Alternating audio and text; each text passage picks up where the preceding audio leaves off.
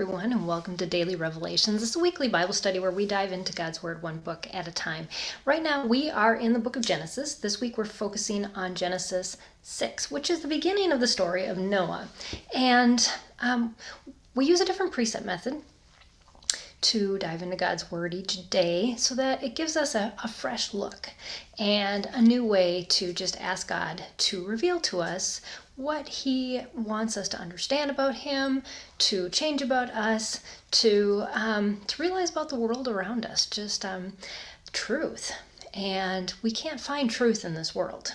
We can only find truth through God because this world is corrupt. And that's a lot what this chapter is talking about. So in applying the precept method that we use in day 2, which today is day 2, it's a word, just looking at different words used in this or literary techniques used by the author to express what they wanted to get across in this text. And sometimes that may be an if-then statement. It may be this but that, contrast, comparisons, analogies, or it may be a word study. And that's where God led me today. Sometimes when you read through a text, there's a certain word that God just pops out at you. And it's probably going to be different for you if you are studying this and you see it pop out. But the word that God just really honed me into was the word flesh. And it's mentioned 5 times in this chapter.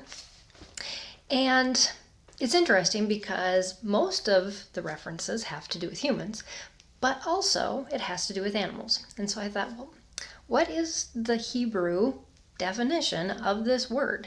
And the word itself is besair. And it means to just the external form of a person or any kind of being, temporary and mortal. The vessel for the heart and the soul. And that's what really got to me when I was reading through this definition. It is what holds what's most important. And God wasn't upset with the flesh of these people. What He was upset with was what had been corrupted on the inside, that was so hardened, so distant, and so corrupt that it was unchangeable. And we find that hard to believe. We have limited lifetimes, and we have to understand from this perspective, these people had been living 900 years, or somewhere between 700 and 900 years each. The accumulation of corruption that was being brought into these people's lives unless they were willing to let God teach them and show them. And what God has basically told us within this was there weren't any except Noah that made that choice. And here was this world filled with all these people who had all this time to become so corrupt. It was beyond corruption that we could even imagine. That's pretty bad. But there's a lesson to be learned in there for us.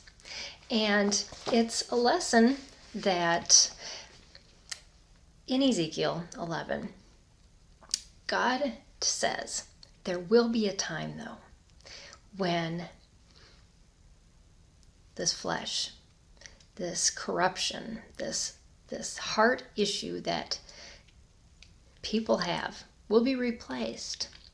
And I will take that heart of stone and replace it with the heart of flesh that can then receive my spirit, will desire my instruction. But the thing that God says in verse 3a is that of Genesis 6 is that my spirit can't even strive with them anymore. They've become so closed, so hardened, there is no hope. Well, thankfully, there is hope in Jesus, who does take our hearts of stone and turn them to hearts of flesh, just like Ezekiel was prophesying of what would happen when Jesus came and changed our hearts. But within that text in Ezekiel, I also looked up heart. And that word heart has to do with where our feelings come from, our emotions, where we store our wisdom, where we store our knowledge.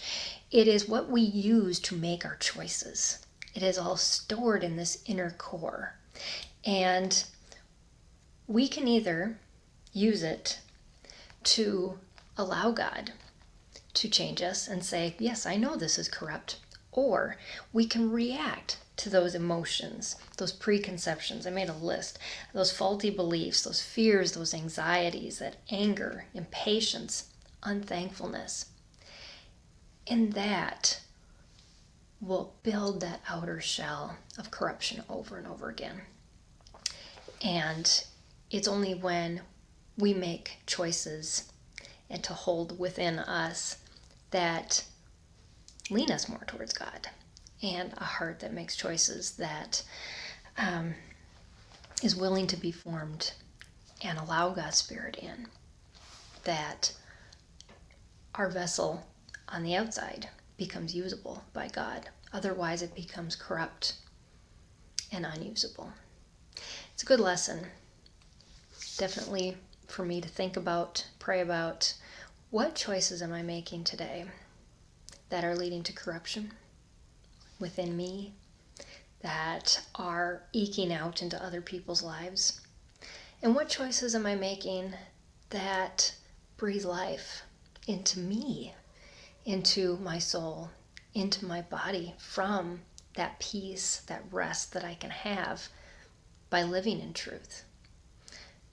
Or am I anxious and nervous and angry? And all of that is then bleeding out into my body and into those around me, and leaving a path of corruption instead.